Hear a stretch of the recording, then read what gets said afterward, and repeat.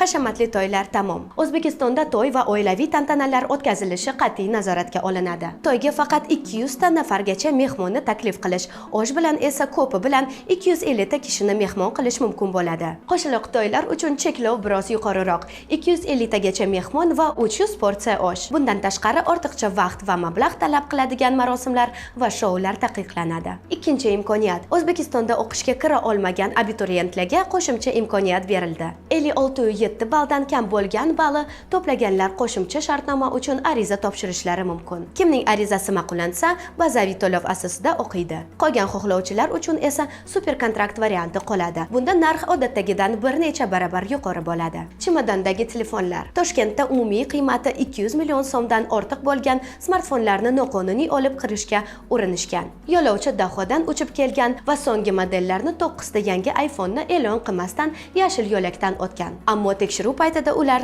yukdan topilgan. Smartfonlar ashyoviy dalil sifatida olib qo'yildi. Yo'lovchi esa endi jarima bilan tahdid qilinmoqda. Bu The Best News asli bilan Gimandinova Kamila.